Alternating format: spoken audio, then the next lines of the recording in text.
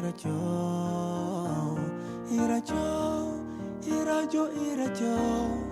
jàppal ma irajo irajo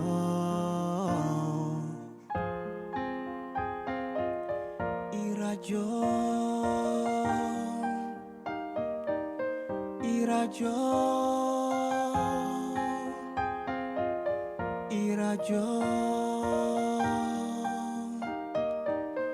irajo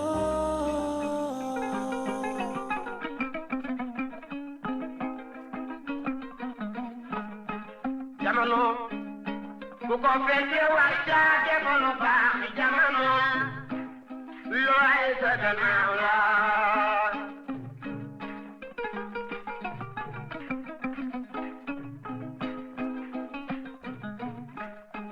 jamono bu ko fekkee war caa defoon lu baax jamono looy sa gannaaw la. Transfert d'argent bii di Kpay transfert d'argent par code paiement marchand par QR code wala code marchand achat de crédit paiement de facture Woyofal Rapido Senelec TNT Aquatech te it Kpay mën na rechargement à carte bancaire rechargement à partir d'autres calpés demande de paiement de facture de crédit ak yeneeni service moo leen di may seen émission xew-xewu jamono.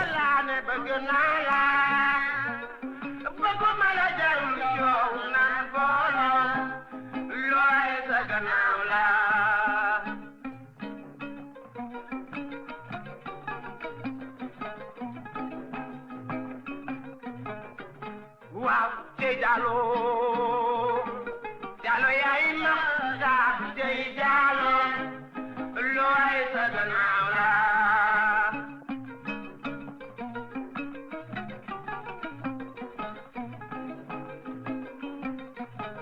Bogala da sara kote, nan besa nyambar, yele jajak mate na dur na sabo, jado fala jogon jay de men, nyakala da ko bije.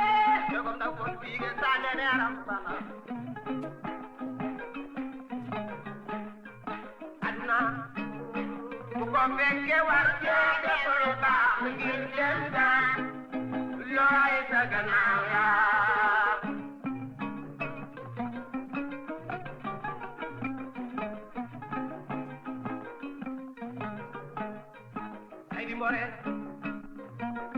Gay di mbore arombaay gay beene looy sa gannaaw la.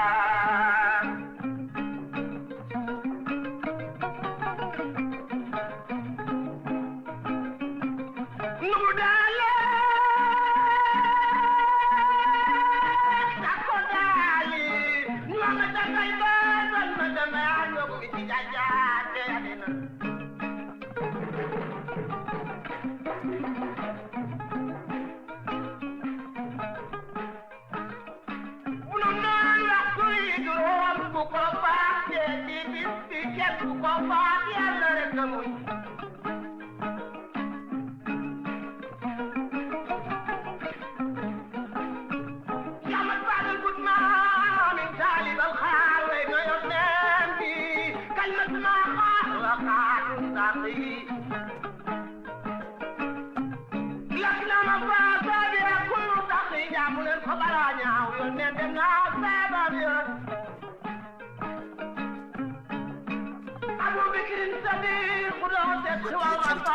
salaamaaleykum 9h tegal na 19 minutes ci iRadio 90.3 kaddu gi di bàyyeekoo ci Ndakaaru di wër Sénégal yëpp dem ba Lougaloo dem ba fi nga xam ni moom moo di Mbacké ak Touba di ko wër dem Thiès dem Kaolack ngeen ñu déglu tamit ca Ziguinchor Tambacounda Kolda di ñu déglu ca Podor Matam Saint-Louis di wër Sénégal yëpp àndandoo ak iRadio di nuyu tey siyaare bu baax tey baalu ak tey baal ñëpp ak di leen ñaanal jàmm ak salaam ak xéewal et di leen ñaanal sutura ndax sutura ci la lépp nekk boo amee sutura ndax sutura di nga mën a maanaam dund daal dund goo xam ni di nga am wér gu yaram di nga am xaalis di nga am lépp yàlla na ngeen am sutura asalaamaaleykum Alaaji bu Faal. Boups maa ngi lay nuyu di nuyu kilifa Kandji di nuyu auditeurs yi ak internautes yi ak téléspectateurs yi sama soppe yi nag moom dama leen di baalu àq parce que xam naa ne chaque jour suñu déggee saaga yi seen xol tàng. ma ne leen ñu muñ rek. non non non non. ah saaga club bi tam ma baal ko rek te xam ne amul pexe. Ibou yow ki amoon noonu. yow da ngay wax li nga xalaat man daal léeg-léeg sama nopp yi riir. Ibou amoon noonu yow da ngay wax li nga xalaat rek yow waxal li nga xalaat rek. man kay lu ma xalaat la. li nga xalaat rek ngay wax. et puis xam nga. ak sama xolu diversité d'opinion. ak sama xolu ki ñaan. waaw xam nga diversité d'opinion. dafa baax ci réew. loolu de laay jéem. ñii jaar nii ñun ñëpp ñu boole suñu xalaat ñu teg ci penc mi du dëgg. maa la wax li de. waaw macha allah mbaa julli nga ci jàmm. tabaski bi ça s'est bien passé. waaw comme ñëpp rek. yow tàpp nga rey wala pël-pël.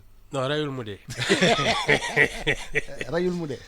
yow mbokk Gallo-Cello nga rey mu dee. reyul mu dee nga xam ni bu ngelaw bëree sax sa xar daal. exactement da nga koy téye de da ngay gaaw a teg paaka bi balaa muy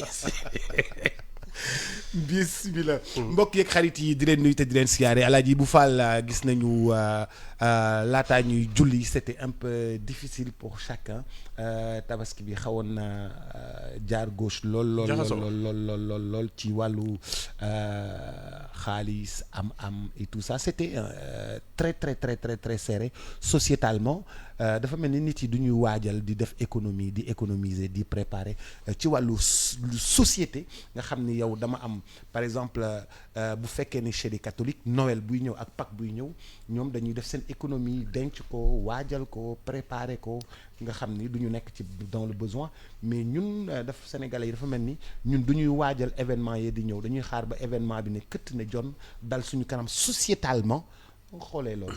non bon de toute façon ñun chaque jour ma wax la ko on est désorganisé loolu moom désordre bi am ci bopp nit ñi mooy jur li yëpp d'abord ensuite keroog ñu ngi koy wax ak kii bon ñun dañuy dëpp priorité yi c'est-à-dire ñun li ñu war a ñor mooy li ñuy def du lundi au vendredi wala léeg-léeg na samedi liggéey boo xam ne moom mooy tax su ay feet ak yooyu jotee doo ci sonn parce que dina fekk li nga waajal nga ko ba pare da ngay discipliné leneen li am c'est que tabaski bi dafa ñëw quelques mois après un changement de régime xam nga loolu nag même au plan de l'économique yooyu yëpp a ne tekk parce que xamaguñu ñii fuñ jëm xam nga ñu ngi doon mooy li ñuy xóoyal noonu te ngay bañ ku ko tudd. lu ñuy xóoyal kii bi l'os de mort la am. ok non li ñu nekk di togg quoi. waaw xam nga tant que xamuñu lu mu doon. kenn xamul fan la réew mi jëm. donc les investisseurs les trucs ak yooyu. ku nekk da ngay téye sa loxo. da ngay téye sa loxo bon ensuite li doon la tradition nga xam ne c'est un régime qui a fait 12 ans. xam nga ñoom dañoo amoon seen ay habitudes. xam nga loolu dàkk na. di jàppale waate quoi. voilà ñi ñu doon jàppale mënatuñ ko. donc c'est devenu compliqué pour ces gens-là mais nag boops am na ci ñoo xam ne man dégg naa benn waay boo ne bu ne moom brique lañ ko pes ci tabaski bi ci cas yu bees yi daal. mais Ibou loolu du débat parce que yow waxoon nga ma ni va y avoir des nouveaux riches. non c'est tout c'est que ñi cangle. ñi daan am. voilà ñoom amatuñu voilà c'est ça yombatul ci ñoom. mais Ibou loolu tabaxul réew nit yi dañoo war a liggéey waruñu nekk fii di joxe ay 50 000 ay 100 000 ay chèque 1 million loolu tabaxul réew ku nekk da ngaa war a liggéey. boops dara changé wu fi tu sais ñun ni ñuy xalaatee déjà ñun bëgguñu liggéey lijjanti xaalis lañ bëgg et ça c'est très très malsain. parce que su dee xaalis ngay lijjanti te gëmoo ne ci kaw liggéey nga koy teg boops tu es capable de faire tout et n'importe quoi te ñun looloo ñu daal c'est que dañu bëgg xaalis bu gaaw te yomb te soo nee kaay leen ñax kenn du ñëw kaay leen noos moom feef yëpp ay fees mais kaay leen ñax sonn pour ñu defar dëkk bi tu ne verras personne moo ñu sonn léegi nag les nouveaux venus là dañu am seen ay nit ñu ngi leen di kii bon ñi nga xam ne seen wàllu wéy na ñooy toog di jooytu de waaw mais Ibou man sur le plan sociétal. bu dee par exemple Pâques. bu dee comment ça s'appelle Noël. nit yi dañuy def seeni économie à temps pourquoi nous autres. les musulmans. waaw on Bon, ne sait déjà- pas s'y prendre. déjà xam nga les chrétiens là ils ont un rapport avec l'argent assez kii. Organiser. waaw non distant. et puis ñoom duñu ñoo xam ne dañuy fay xaalis parce que y a quelque chose d'assez sacré ci seen concept même de l'argent duñ ko foye c'est pas le cas chez nous mooy société sénégalaise bi nii nga xam ne da ngay mais jël xaalis di ko pistolet xam nga loolu doo ko gis kër gourmet kër gourmet non lépp organisé. non xaalis c'est une je pense qu'ils ont un rapport de solennité avec l'argent parce que dafa ci ñoom xëy na dafa xaw a seytaane donc du loo xam ne dañ koy foowee. foye dañ koy moytu sax affaire xaalis dañ koy moytu ñemewuñ ko torop parce que niñ koy xalaate la ñun moom ñeme nañu comportu ñeme goo xam ne ba c'est-à-dire nu mu tudd ba ci ni ñu koy téye sax di ko boxam di ko sànni di ko wane ni et ça on ne respecte pas l'argent en fait xam nga et quand tu ne respectes pas l'argent da ngay def rek tu le dépenses n'importe comment c'est-à-dire que ce qui est prioritaire soo moytul da nga koy jéggi li nga xam ne ay caaxaan la nga def ci sa alal nous malheureusement on est comme ça c'est notre philosophie de l'argent des dépenses ak yooyu moi je pense que il y a des communautés qui ne chahutent pas avec l'argent boops mës naa xaw ma ndax mës naa ko nettali Gorée la ñu yendu woon ak suñu journal bi à l'époque Le Témoin maa ngi dend ak benn famille kii ay naaru Beyrouth xale bi caat bi nekk fa di xatraayu di jooy ak yooyu papam di ko nax ne ko waaw léegi téel dërëm bi xale bi jël xaalis bi sànni yii wax ji fa lay yem parce que papam dafa jël xaalis bi ne ko hey neexal bi moom daf ko arrêté ne ko gis nga xaalis ne manque plus jamais de respect à l'argent. Ne manque plus jamais de respect à l'argent. C'est ça qui te soigne, c'est ça qui te nourrit, c'est ça qui va payer tes études. Il ne faut plus jamais manquer xale bi xam na ne def na lépp parce que dafa mujj ne tekk réglé. papaam yuux ko. yii non yuuxu ko. dafa di ko wax dafa teg di ko wax ko nag avec un ton solennel ñun on n'a pas ce rapport à l'argent. cette éducation là. c'est ça. mais Ibou xam nga pour nga mën a économiser waajal loolu xam nga loolu éducation la yar la boo xam ni dañ lay yar ci denc. waaw ci waajal. du loo yore rek jaay ko. su ma yoree ñaar fukk damay jaay juróom yi. saraxe ñaar dërëm yi denc. et puis du lu nekkay lekk sa xaalis. y a des priorités par exemple man je pense que diggante faju jàng. qualité de vie quoi lekk bu baax ak yooyu. mais ça ce sont des choses très sérieuses. mais dafa am nag ay. mais ñun mais dafa am ay tendances yu bees. non le téléphone c'est à le iPhone c'est à 1,3 million. Les greffages c'est à 300-400 000. Les chaussures c'est à 200-300 000. Le bazin les 10 mètres c'est à 150 000. Si c'est microfine c'est à 200 000 les 10 mètres pour faire le grand boubou pour faire le truc. Bon dafa am yeneen yoo xam ne dafa dabu si quoi. Boubs xam nga kañ ngay xam ne ñun on n'a pas la culture du travail. Regarde les habits traditionnels. suñ koy ñëw ak même dàll yi ñu defaree ay ngaay ak yooyu. Y a rien pour le travail. c'est-à-dire. gis nga dàll yi ñuy defar ay ngaay ay kii ak yooyu soo seetloo du ay dàll yu tëju du ay dàll yoo xam ne mën na dem tool du ay dàll yoo xam ne mën nga daw dugg fii génn fa léegi yooyu. c'est ay carax waaw ay carax en général ak yooyu yére itam soo seetloo c'est pas des habits pratiques pour le travail fii soo fi bëggee sol yére pour liggéey nga xam ne tu es vraiment un homme de terrain ak yooyu mais tu t'habilles à l'occidental ay jean ak yooyu ngay sol mais ñun lii ñuy ñëw. jean waaw c'est toujours des habits d'apparat même costume. costume africain yi. voilà. mais costume africain yi mën na liggéey mais mënul xët-xët quoi. ah c'est pas des mënul habits xët-xët. du jean mën na xët-xët fu ne. du yére yoo xam ne mën nga ci dem tool dellu si wala chantier. te jean mën nga ci dem tool mën nga ci dem chantier. bu baax. Non, nous pour te dire, ça se traduit même dans notre manière de nous habiller. Nos chaussures, nos trucs accueillis, c'est des choses d'apparat. Sañ rek. Bon, dina rafet, mais c'est pas pratique. C'est ça notre problème, c'est que même dans la conception même de notre vie, dafa mel ni le travail n'existe pas. Tax nag liy defar dëkk bi moom du yomb. pour que ñu yëngal économie bi. du yomb Boubs. mais loolu kon dafa ànd ak changement de mentalité. naka la ñuy def c'est une vraie philosophie. changement de mentalité boobu.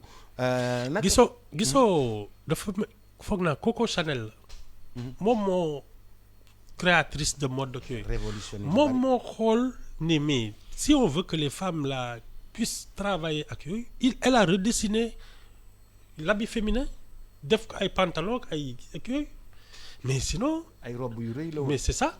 robe yu ñoom Marianne daan. c'est ça pour te dire que à un moment même nos créateurs de mode là ils doivent jeter un regard sur notre société et dire mais attendez il faut faire des habits pratiques pour le travail mais même nos femmes là quand elles vont chez la couturière c'est pas des habits pratiques pour aller au travail daw fii takk ay kii jaay ak yooyu non c'est toujours rafet na rek après nag. benn taille basse bu toog ngay yëkkati kii. benn taille basse bu toog mais da nga koy solte doo mën a dox. doo mën a dugg bus doo dara doo daw doo def dara. doo dàqi métro. waaw c'est ça c'est ça. doo dàqi léegi fii doo dàqi BRT la ñu. ak dàll yeeg yooyu. rien dans notre conception de l'habillement n'est pratique pour le travail de tous les jours. Ça veut pour te dire à quel point ñun notre société n'a pas inclus le vrai travail dans ses valeurs non. Enfin. mais Ibou révolution boobu nu ñu mënee fexe ba révolution boobu am mindset boobu noonu nga xam ne. c'est du leadership da ngay gis en général c'est tout le temps benn nit mooy wane yoon bi ñëpp topp ci mais ça c'est vraiment du leadership da ngay gis ñoo xam ne boobu c'est des meneurs d'hommes ay vrais leaders ñoom ñooy ubbi yi comme je dirais regarde un peu ce qui s'est passé dans la musique avec Youssou Ndour. c'est un leader dafa ñoo fekk affaire bi nekk une sorte d'activité presque amateur mu yóbbu ko dama ko bëgg a professionnaliser. c'est ça. xoolal Mbaye Guèye mais Tyson surtout. Tyson dans la lutte. bi mu yegsee y a des gens tu te rends compte qu'ils ont bouleversé le Babacar Touré par exemple. dans la presse il y a des gens comme ça ñoom dañuy ubbi yoon bi. et puis après tout le monde suit mais on a juste besoin de quelqu'un qui montre la bonne direction parce que fii ñun xam ne dañu mën toppaate lu xew daal ñu topp ci s'il y a un vrai leader qui nous montre la bonne voie tu vas voir les gens y aller c'est que du leadership àddina bi yëpp noonu la mës a fonctionner benn waaye mooy ne nii lañu war a jaar et il avait trouvé la bonne direction ñëpp topp ci les grands pays c'est comme ça. mais bu ñuy jullee ba pare gis nañu ci biir xutba imam bi mi ngi ne monsieur le président Diomaye yow seet si nga ñëpp seeti nga jàngu bi dem nga ci sëriñ yi mais lébu yi seet si woo leen lu tax war ngaa seet si lébu yi nag parce que nous avons un gouvernement parce que ñun ñooy bunt bi fii ci Dakar. oui mais bon je pense que c'est pas ci man c'est pas une manière de s'adresser à un chef d'État. Surtout que tu es un imam ak yooyu je suppose que su ko demandé une audience ba ñu dinañ ko recevoir. su ko bindee dinañ ko recevoir. waaw. mu wax ko dans le parce que tu sais yii ñuy wax yëpp mais du par force parce que si chacun de nous considère que président bi daf ko war a seet si mais boups son mandat là ne suffira pas pour faire le tour du Sénégal.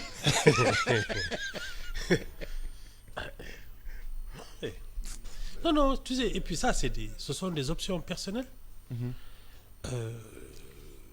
ku nekk ak sa priorité pour man le président là il doit aller voir le monde rural à 1 mois de l'hivernage.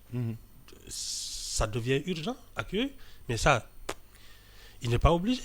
non mais le président dina ko def parce que moom monde rural moom parce que moom baykat la moom waa Njagañaaw la. man de li ma gisagum muy def moom ay tool nitu tool la. oui non non mais il s'y connaît quoi. oui mais c'est chez lui il a grandi dans ça. oui mais c'est une surpriorité parce que un pays. C'est vraiment ce qui le nourrit qui est là l'extrême urgence. mais su dee da nga bëgg di wormaal ak di sargaal ñoo xam ne bon ils sont bien gentils mais c'est pas eux qui nourrissent le pays hein. Tu as les pêcheurs tu as les agriculteurs tu as les éleveurs ak les gens de transformation ñooy dundal Sénégal et pour moi c'est la surpriorité. Bon maintenant tu vas rencontrer des notables ak bon c'est bien hein, mais yooyu voilà quoi ci la bokk quoi. oui mais de priorité ci la bokk. oui et puis surtout que depuis les indépendances et même avant les hommes politiques se sont toujours comportés comme ça c'est-à-dire que yow su dee da nga ñëw ne man je veux opérer une rupture générationnelle de comportement yooyu mais tu fais pas comme tes prédécesseurs da ngay doxalee neneen mais c'est ça hein, c'est notre manière de voir les choses fii déjà moom bi muy campagne les gens lui ont reproché de ne pas être allé dans les cités religieuses ça ne l'a pas empêché de gagner. Ah waaw xam nga kon il ne doit rien. bu bàyyi li ngay def. Ça tout le monde a remarqué que Bassirou Diomaye Faye n'est pas allé voir les chefs religieux. ci campagne bi. Loolu daf ko tere gagner. est-ce il a une légitimité. il a une légitimité. oui ku mu neex lay seeti ku mu neexul du la seet. mais da nga bëgg wax ni daal le affaire religion bi dañ koy teg nale bu ñu campagne ba pare bu ñu defee lépp ba pare après ñu dem ziyaare ji. oui bon maintenant comme chef d'État pour rassurer les Sénégalais parce que même si tu n'es pas allé les voir pendant ta campagne c'était un choix politique et il s'est avéré payant. mais xam nga su campagne bi jeexee léegi da ngay wax ak Sénégalais yëpp. da ngay boole ñëpp. voilà ñi la voteel ak ñi la voteelul yëpp war nga dalal seen xel. donc comme fii dafa am population bi ñoo xam ne foofu la ñu teg seen. ay foofu la ñu jokk. foofu waaw. il faut y aller par courtoisie par même esprit de dépassement et de truc pour xam ne naroo parloo naroo régler ay comptes. ça c'est important et ça a été rassurant parce que dem na fa les gens ont trouvé qu'il avait fait preuve de modestie et de courtoisie ak yooyu. moi je trouve que c'est bien. et ça va continuer. oui bon nuruwul koo xam ne dafay nekk di def yenn yi quoi non moom c'est pas son premier ministre non c'est pas la même chose. yow da ngaa gis ni daal dafa courtois. enfin dal na daal. waaw bon maintenant nous on attend surtout les bonnes options économiques. Tout ce qui va aussi permettre d'améliorer nos ressources humaines c'est-à-dire construire le citoyen. loolu moom foofu lañ koy xaare. pourtant seen dëkk Njagañaaw sax demagu fa te foofu nit ñi merewuñ ko ci. laajuñu ko sax. non je te dis personne n'a à lui dire lu tax dooñ seet si surtout en public. je trouve que c'est discourtois. soo kii daal da ngay bind. président demande audience demande audience. ne ko voilà man lii laa xalaat. communauté bi je parle au nom de la communauté ñun lii la ñuy xalaat ak kii comme ñëwuloo ñun ñu fekk si la. mais tu as pas le temps c'est comme ça. c'est le chef de l'État mooy suñu kilifa ñu ñëpp neex naqadi nag nga mag ko nga bañ ko mag ak nga ëpp ko jàng fii mu ne nii moom réew mi ne kii mooy suñu kilifa on ne peut pas lui parler comme ça. Non. ci maanaam le lendemain après la prière mi ngi wax du rafet mais il insiste beaucoup sur la propreté déjà balaa may ñëw ci loolu Sénégalais yi chaque année dañ leen di rappeler que ni waru leen nu mu tuddati waru leen jël seen boppu xar dugal ko ci rigole yi waru leen a jël seen deru xar dugal ko ci rigole yi. ak mbàq yeeg waaw chaque année dañ leen koy rappeler. mais est-ce que nit yi lan moo tax mënuñu am boobu maturité ba léegi. parce qu'il y a pas de sanction. ah il y a pas de sanction. non Ibou réew mi ni mu bindoo. Boobu xam nga mënoo wër di sanctionner ku nekk ginnaaw raay ak ku nekk yëmbal. Tu sais, moi je suis de plus en plus convaincu que nous notre désordre la saleté que ça produit une économie. Ça veut dire que ku fi tilimal ku fi installé foorul installé soxloolu ñu lay bajamee on te verbalise, tu payes une amende soo ko defee ba pare waxuma la ay 2000 francs ki 3000. waaw mais Ibou xaaral. non parce que xam nga ki taw ci angle bi def kii di jaay mburu nga ñëw bëgg ko verbaliser ko ne ko fayal 10 000. xam nga nag balaa ngay yegg foofu. il faut nga tegal ko loo xam ne it mën na ko dundal. on ne peut pas aussi ñëw rek gis benn waaye ne ko fii waroo fi il faut que nous-mêmes nous aménagions nos villes. ba nga xam ne fi ñuy jaayee mburu fi ñuy jaayee taabal ak yooyu que ce soit bien organisé man j'ai vu dama jàll côté Sacré-Cœur am na daal benn modèle genre kiosque qui est tellement joli bon jéem nañ ko fi def ak Tangus non mais man je suis pour que on aide les gens à s'installer aussi. Oui. De manière organisée et de manière hygiénique propre loolu nag suñ ko defee ba pare ba nit ñi xam ne fii la ñu war a installer te waruñ toog feneen su boobaa ku def leneen là on te verbalise. Il faut quand même parce que balaa ngay sanctionner il faut donner aux gens les chances aussi de s'installer convenablement doo xëy rek commencer dóore da ngay ne léegi nii lañ koy doxalee ba ñëpp d'accord ku doxaleel noonu nag tu sanctionnes mais il faut sanctionner ça veut dire tu peux sanctionner positivement maanaam koo xam ne il est exemplaire il faut le récompenser l'aider à se développer mais ki nga xam ne il défie l'ordre il défie les lois mais boobu il faut sanctionner c'est ça la République parce que c'est le mérite mais chaque fois da nga bëgg at mu ne nga ne vraiment war nañ non ça ne marche pas comme ça il faut sanctionner. li ñuy defee publicité depuis 10 ans sax di ko informer. mën nañ ci def leneen. il faut aménager. bu leen sànni seen i der fii bu leen sànni seen i der fii. c'est pas la bu leen peine. sànni seen i der C'est fii pas bu la leen peine. sànni seen i der fii.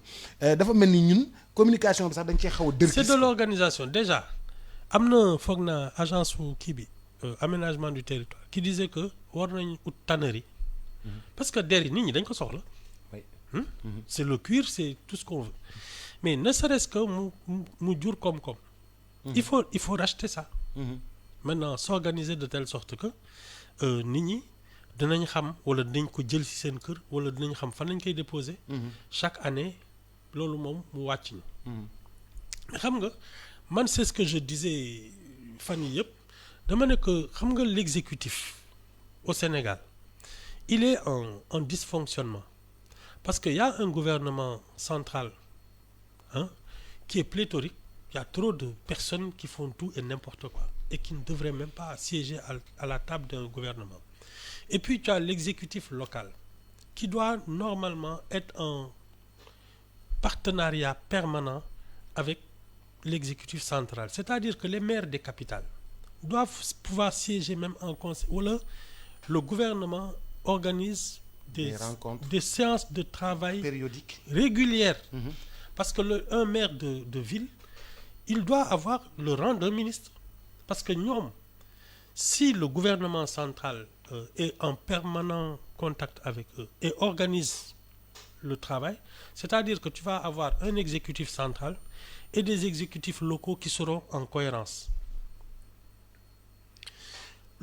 La petite commune là au fond du pays, si au plan départemental c'est coordonné, au plan régional c'est coordonné, au plan national c'est coordonné, c'est-à-dire que de la plus petite commune jusqu'au chef de l'État, les gens vont avoir des échanges réguliers.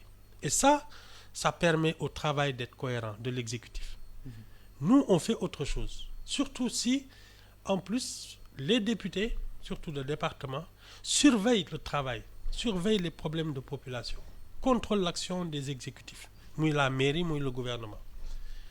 Mais ñun, malheureusement, on n'a pas encore cette cohésion, cette cohérence entre les exécutifs. Parce que aujourd'hui, par exemple, le gouvernement est de Pastef, le maire de Dakar est de Taxawu Xawma. Ils ne se parlent pas. Et soo moytul ku nekk di nga jéem a gàllankoor sa morom pour liggéey bi bañ a yegg. Mais c'est arrivé quand Khalifa Sall voulait faire un parking. C'est ça. Avec Macky Sall dem wuti. Même Wade. dem wuti xaalis. ñëw gouvernement bi bloqué ko et tout ça tey encore Pastef ak Barthélemy ne se parlent pas. C'est très compliqué. C'est très compliqué. Moi, je suis d'avis que les maires et le gouvernement doivent avoir régulièrement des séances de travail. Surtout les maires de capitale. Parce que ñoom après, ils peuvent retravailler avec les... Voilà, maires de ville, après, capitale régionale.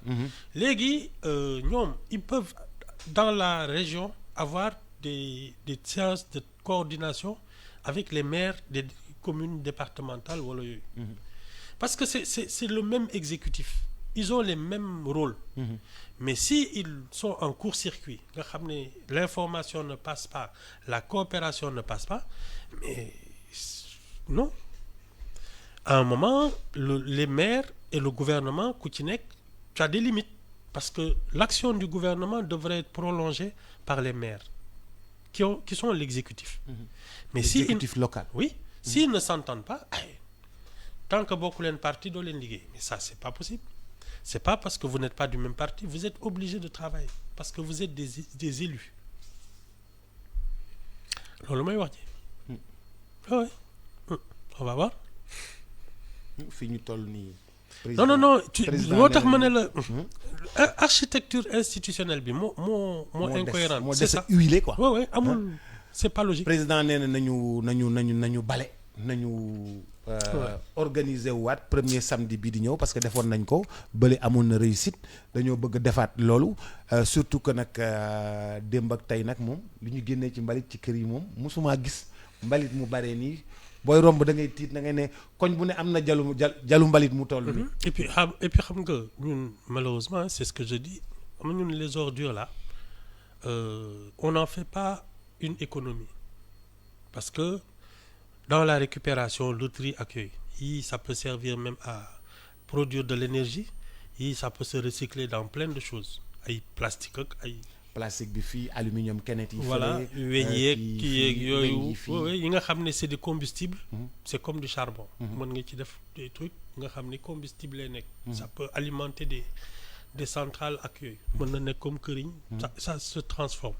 Mais ñun en fait on déplace les ordures mais on ne les transforme pas. Ça veut dire que c'est la saleté qui déménage, mais le problème reste entier. Non, il faut qu'on s'organise pour que les ordures produisent de l'économie, le recyclage. Parce que tant que ça ne rapporte rien, le problème reste entier. Bon, maintenant, quant à ay président di bale yooyu man à titre d'exemple Ibou non Kagame day bale moom day bale c'est pas parce que les gens le font donner un coup de non tu sais pour man la fonction présidentielle c'est de faire en sorte que le citoyen respecte les lois de la République dont le maintien de la propreté. Il n'a pas donné d'exemple, il doit faire respecter les lois. Or ça fait partie. mais Ibou foofu loi amu fa. Ah si tilima lu tax ñu lay def amende soo tilimale. mais pour dem bale ji nii rek. non ça c'est non man un chef d'État ne fait pas ça. mais xam nga man d'accord ma ak yow. kenn ku nekk ci yow ñun mosuñu d'accord. waaw mosuñoo d'accord mais kenn ku nekk ci ñun war naa laal benn coup de balai ci koñ bi ndax koñ bi gën a yaañ. non il y a des gens qui sont payés pour ça. waaw mais ces gens-là on les appuie. non nous notre fonction. mooy bañ a tilimal suñuy ordure ñu def ko ci saaku mbalit teg ko ñi koy jël si ko ñun loolu mooy suñu rôle bañ tilimal ñi nga xam ne ils sont payés pour ramasser tout ça ñu ngi def seen wàll li ci des mooy tous ces déchets là qu'est-ce qu'on en fait parce que c'est là que le problème réside. si tu yóbbu mbëbës taal ko. mais loolu moo y a mieux que ça. y a mieux que ça. que yóbbu mbëbës taal ko. Oui. Ibu mës nga dem mbëbës. Non. Ibu musuma gis jalu. man dama ko seen ci image yeeg yooyu. non man damaa dem ba foofu. oula. damaa dem ba foofu musuma gis jalu mbalit. xam nga gis nga boo gisee montagne comme. waaw ay yére ak ay yooyu. montagne vraie montagne. montagne. ah ouais. montagne yu mbalit. waaw ouais, c'est ça. montagne. Boubs dama mës seetaan benn architecte d'intérieur benn dame. xam nga moom lu muy defaree brique yére. waaw yére yi récupération. day récupérer yére yëpp. broyer ko. boole ko ak benn genre pâte la xaw ma lu mu doon. daal di ko mouler et loolu lay defee ay briques d'intérieur comme il paraît que nag ça conserve dafay téye tax sedd bi du dugg. voilà. wala temps tàngaay doo tàng torop.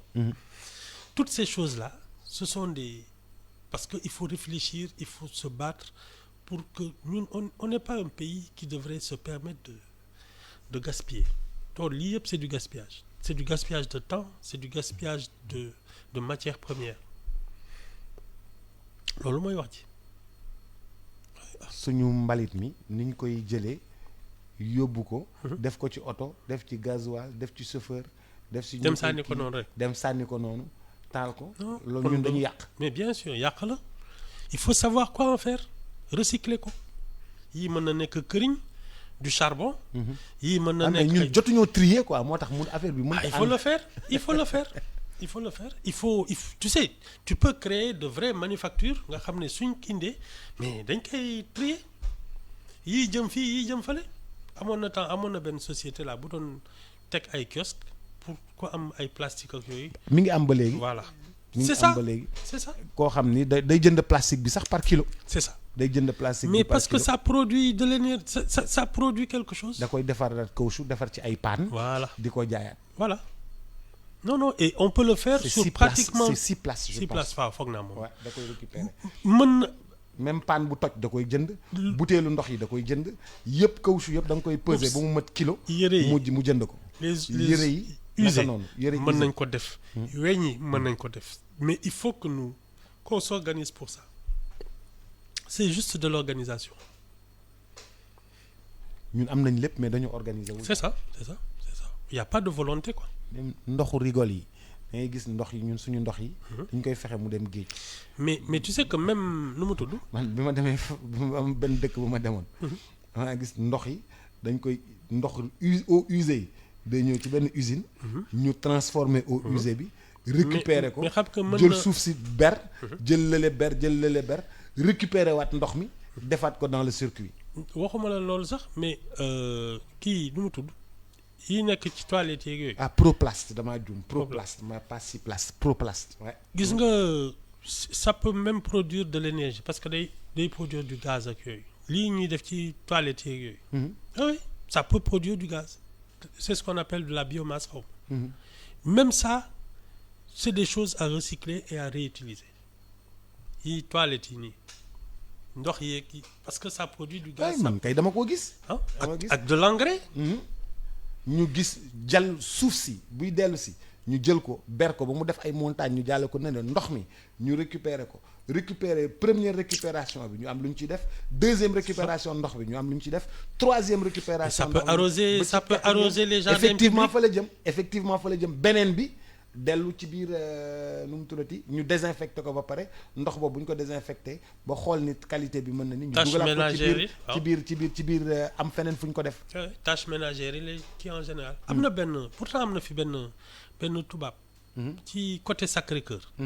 il avait créé ce genre de mécanisme. parce que dama mës a yónni sama benn reporter qui avait fait un bon reportage sur ça moom dafa organiser këram ba nga xam ne ndox mi da koy recycler en permanence. oui ça c'est des choses qui existent mais bon ñun moom. récupérer ko di ko arroser. waaw di ci def ménage ak yooyu. di ci def ménage di ci arroser ndox bi ñuy ménager ak bi ñuy kiiwee mooy ndox bi. c'est ça. c'est ça. électricité bi ma teg ci kaw panneau solaire. c'est ça. di récupérer foofu électricité di économiser ndox. non ñun kay c'est que juste on manque du sens de l'organisation ba pare suñu leaders yi qu'ils soient en politique wala même des chercheurs ak yooyu dafa mel ni taluñu loolu ñoom daaga sante xuloo def ay kii moo leen gën a ñor xëccoo quoi ay teranga mais normalement il y a des gens qui doivent pouvoir apporter des solutions à la société et les pouvoirs politiques ensuite fexe ba ñu kii ko ñu appliquer ko parce que c'est comme ça qu'une société fonctionne. Ibou tey lendemain tabaski la de gis nga nit ci mbedd mi bi ngay ñëw.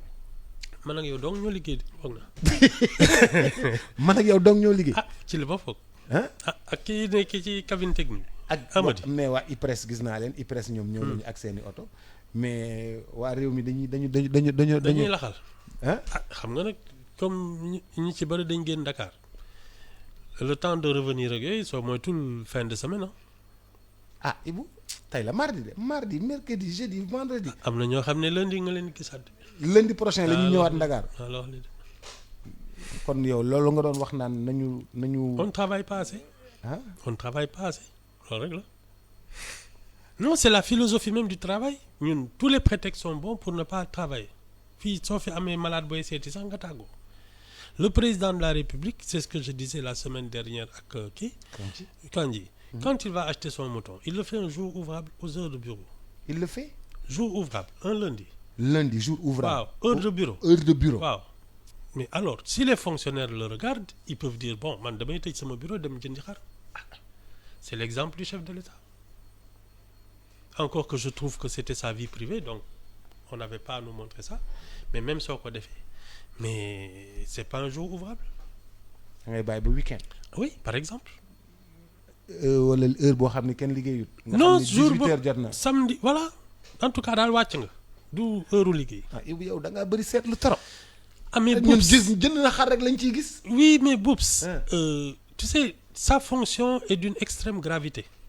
La fonction présidentielle. Ah oui, il y a pas de hasard dans ce qu'il doit faire. Le protocole, le timing et tout. waruñ ko seetaan muy def yenn. mu war a génn dem jëndi nga ne ko non président mënoo jëndi heure bi. mënoo jëndi heure bi un jour comme ça et même bu la benn caméra topp c'est ta vie privée parce que mën nañ fi commencer naan xaar bi ñaari xaar la jënd bu rëy bi fan la jënd ci aw bi wala coow li nekkul xam nga on se mêle de ce qui nous regarde pas. bu rëy bi aw bi moom bu ndaw bi ñaareel beeg moom. lan waxtaan bi. ñun suñu yoon ci lu suñu yoon du nekk rek lañu. fekk suñu yoon nekku ci. mais suñu yoon nekku ci mais comme il nous a donné ça on peut lancer le débat pour te dire non. te loolu protocole bi moo ko war a bañ. man de j'aurais pas. mais protocole bi amul kii ci moom amul. si quand tu travailles avec quelqu'un la loyauté c'est de lui dire ce que tu penses maintenant il en fait ce qu'il veut mais wax ko looy xalaat. Ah oui. su ko neexee def su ko neexee ne la defuma loolu lu ma neex laay def mais tu as fait ton travail. Ibou mais mosuma gis ko compliqué ba mel ni yow. Ibou man mosuma gis ko compliqué ba mel ni yow. non Boubs c'est des évidences c'est des évidences. tu conseilles un président Boubs mais c'est du vrai boulot. Ah oui et c'est très sérieux du ay doo ci tiit doo ci ragal. da nga koy wax li nga xalaat parce que yow la ñu jëli xam nga doo ñëw par force ne ko dama lay kii. xam kon dafa soxla sa xalaat. mais wax ko li nga xalaat. c'est tout su xalaatee ne yéen nag yi ngay xalaatee ak moom ni muy xalaatee bokkul mu dàq la. wala yow nga démissionné. oh la Ibou maa ngi soog a ñëw ci dëkk bi mais lu mu bon lu mu gaaw yàq nga sama xel. parce que moi j'avais pensé que vraiment yëf yi. heure jënd xar bi rafet na ñu dem fii dem ci daral bi. c'est un contre-exemple. lu mu gaaw yàq nga sama xel. C'est un contre-exemple moom. C'est les heures de travail le jour de ouvrable je trouve que c'est pas bon et en plus c'est sa vie privée il n'a pas à l'exposer il n'est pas obligé. Ibou maa ngi lay gërëm. ba suba ak jàmm. ba suba ak jàmm vraiment je suis très perturbé. yow kat yaa ma ne j'étais tellement optimiste. yaa ma laaj daal. mbokk yeeg xarit yi fukki waxtu jot na Alaaji Baba Ndiaye ngi noonu di ñëw di leen gërëm bu baax a baax di leen sant jàngeen jëf à tout à l'heure. transfert d'argent bii di Kpay transfert d'argent par code paiement marchand par QR code wala code marchand achat de crédit paiement de facture Woyofal Rapido Senelec TNT Aquatech te it Kpay mën na rechargement à carte bancaire rechargement à partir d'autres calpés demande de paiement de facture de crédit ak yeneeni service moo leen doon may seen émission